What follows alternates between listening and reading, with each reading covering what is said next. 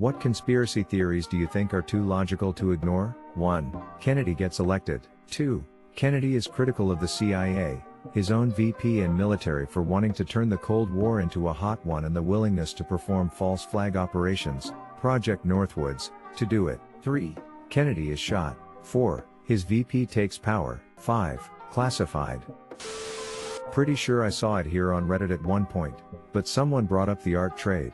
That these $1 million art shows / individual pieces that go for insanely high prices are just a way for money laundering. Tax write-off even. So a real estate friend of mine told me that if you made $1 million you should get a shitty painting done. Have a mate who happens to be an art critic or evaluator value the piece at $50,000, then donate the piece to charity stating its value. That allows you to claim a deductible of $50,000 towards your taxable income due to your charitable donation. Genius. I worked in a museum for 10 years. A very wealthy woman, who was the head of the board of directors, would have her son buy works of art for the museum, like a $300,000 $400,000 work of art. He would then donate it to the museum, and get a full tax write-off for it. And by donate I mean it would come with a stipulation that it would go back into his own personal trust after a period of 10 to 15 years, in which time the work would have risen in value to about $1 to $1.5 million and could be sold off. The way the wealthy can hide their money is unlimited.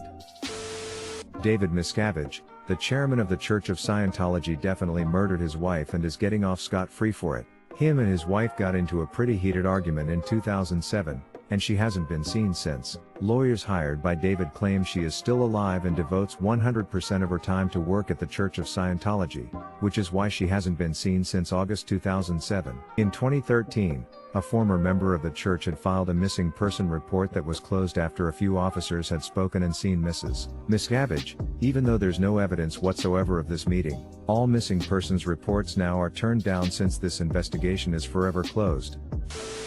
Denver Airport being a fallout shelter for the elite. The fact that it went like $1 billion over budget and all the symbolism. $1 billion, $3 billion. This one is small and local but still too insane to ignore and just came up today. Just recently, our small suburban town's favorite gas station went out of business. Everyone went there. The guy who ran it was the mayor. He retires and sells the property after an issue with the ground underneath the gas pumps. They tear down the gas pumps and keep the garage. Mavis Tire bought the property and opened a new store. A few days after the Mavis opens, someone posts a picture on Facebook of an intersection at a road near it with nails all over the road. The guy there sees that a box of nails fell off of a construction truck.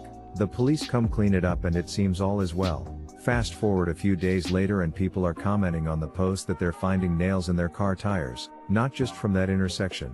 People jokingly say maybe it was the new Mavis guys throwing nails around, but nothing really happens. Several weeks later, people have been posting day in and day out pictures of nails in their car tires. My dad took my car into the Mavis in question about 3 weeks ago and they found a nail inside of the right front tire. I noticed that it was driving sort of funny, but never that my tire was on the verge of exploding. I jokingly said people have been saying you guys have just been going around throwing nails all over the place, trying not to laugh at how insane it sounded to say out loud. The guy behind the counter said nothing but yeah with a weird smirk. Over 50 people have posted on the town Facebook that their cars have had nails in their tires. My mom is driving my car now because her car has a nail in the tire. It's been almost 3 months. I'll post updates if anyone is interested. Edit. It totally might not be Mavis. There isn't any proof right now, and there are other possible reasons for the nails, but the timing is too perfect to ignore. Edit 2. Apparently this is a huge deal in foreign countries. Edit 3.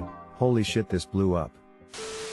U.S. intelligence conducting organized blackmail operations out of Epstein's Island. The prosecutor handling Epstein's old case was told to back off and go easy because Epstein was intelligence. Acosta's departure from the administration confirmed that this was not just a rumor. So as an American, I would really like to know exactly who was blackmailing who, how far it extended, and what political decisions were affected. The Denver Airport theory. I mean, the capstone of the building literally has the Freemason logo on it. There's some weird ass apocalypse murals on the walls. The runways look like a swastika, and there's a 50-foot tall horse statue with red glowing eyes. I mean, seriously, who the fuck designed that place? Building the airport cost $3 billion more than expected, and the labor was piecemealed out through countless contractors, so nobody who built it knows the full scope of it. Oh, and that 50-foot tall horse statue with red glowing eyes killed its creator. DI is a weird place. Drive. Claw is Inspector Gadget. Edit. Dr. Claw is Human Inspector and Inspector Gadget is obviously a younger clone of him. Some torture devices such as the Iron Maiden were made up hundreds of years later so people would think, well, a regular hangin' ain't too bad then. Nutley NJ, where Martha Stewart was born, has a butcher shop every other corner. How much meat does one small blue-collar town need? Suspicious. This gives me hot fuzz vibes lol. Let me introduce you to #Wonka Piercer, the theory that Oscar-winning director Bong Joon-ho made a sequel to Charlie and the Chocolate Factory with his 2012 film Snowpiercer. With all the scientists in the world, there has to be at least one secret lab on this planet where they have cloned a human. I mean, it's theoretically possible to clone a human being, the main setback is ethical concerns. Then again, when has that ever stopped some people? It's always stopped some people, and never stopped others. That bitch Debbie that used to work in accounting stole the succulent I had on my office desk. She always made comments about how much she loved it. Then she quit her job here. I come into work the next day and it's mysteriously nowhere to be found. Haven't seen it since. Came to the thread to say this one. So glad someone already did. That karma on Reddit really does nothing. Trader Joe's makes their parking lot small intentionally to make it seem like it's more popular. I like that people always are worried that Epstein was murdered instead of suicide. Well shit, so Epstein really didn't kill himself is what we're agreeing on here? Don't forget to smash that like button and subscribe to our channel. We have new videos every day. Here's a meme for you to enjoy. My dog did not go to Doggy Disneyland because he won a lifetime ticket for being a good boy. I think that he in fact died. The FBI keeps posting questions like this to see what the public knows. Edit. Why did this do well? McDonald's shake machines are never actually down. The night crew people are just too lazy to clean it. That's usually the case from what I've been told by people who I know that work at McDonald's. They're basically like it's a giant pain in the ass to clean and it takes literal hours to do. I work at McDonald's. The shake/ice cream machines have an automatic heat treat cycle that takes a couple hours. This happens once every 24 hours. Every day. If a store only has one machine, then there will be times when they won't have shakes or sundaes. Once a week the machine gets fully emptied, taken to pieces, cleaned and then reassembled. It is a giant pain in the ass. The store I work at has two machines. On busy nights going down to one machine is very disruptive, and that also causes the remaining machine to sometimes have issues. Poor ice cream flow.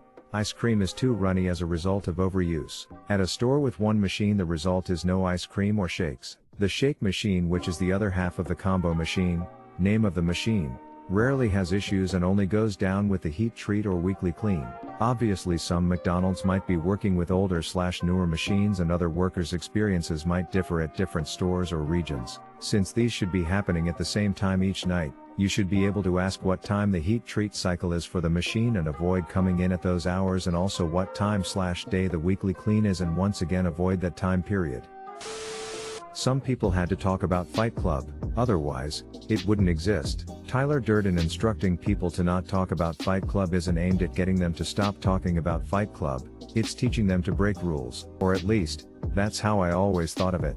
That is exactly what it is about. First rule of Fight Club is you do not talk about Fight Club.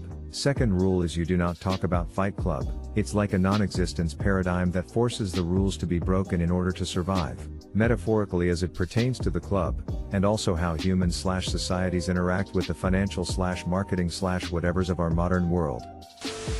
So my dad actually confirmed a popular Reddit conspiracy theory. I told him about the laundry detergent caps have the full line too high on purpose, and he told me this was true. He interned at P&G, and they taught him the full line was for the highest level of cleanliness our product can give. You can get away with using much less detergent. Google Maps only asks you for feedback on its navigation when it knows it did a good job. I use navigation all the time, and I find that when it gets me to the destination on time or earlier than predicted, I get a notification asking to rate the trip. But if it gets me there after it originally estimated, I never get that notification. Jamie Lynn Spears was raped by Dan Schneider. He is the father of her first child. He ruined Zoe 101. Dan Schneider, Me Too, Part 2, The Kids Talk. Ooh, time to sort by controversial. Guys, I know this is a really crazy theory, but I think some rich people might be corrupt. The US government's involvement in the crack cocaine epidemic. Jamie Lynn Spears, Miranda Cosgrove, Victoria Justice, etc. were raped by Dan Schneider. Nickelodeon let him get away with a lot. There's so many feet jokes in all those shows. A lot of the interviews with those cast members get really awkward when they're around Dan. If you got to pursue your dream career when you really wanted it, wouldn't you do just about anything? If you made Dan Schneider mad, your career would be ruined and your dreams would be over. Edit. I do admit rape is a strong allegation, but he is at least really creepy with the feet jokes. At the very least he is a pedophile with sexual attraction toward his female stars. Probably too late to this thread, but the idea that there are too many chicken wings for the amount of chicken sold. Well, you technically get 4 wings from every bird, so 1 chicken equals 4 wings. So 2020 Super Bowl had 1.25 billion wings divided by 4, and that's 312,500,000 chickens. 9 billion chickens are eaten in the US, so it really needs to be asked, where are the other 34,750,000,000 chicken wings? The fashion industry makes too much money from purses to care about making pockets for women easily available. Edit. All the people saying just buy men's pants have apparently never seen a woman's hips. Wanna really have your mind blown? Take your pants to a seamstress. We can add pockets or make existing pockets bigger. I do it all the time. $5 a pocket, and I measure your phone to make sure it fits in without any issues.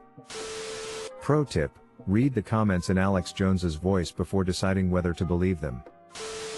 FYI, the moon landings were real. In fact, there were 6 in total, and it's not hard to achieve. The real moon landings were the friends we made along the way.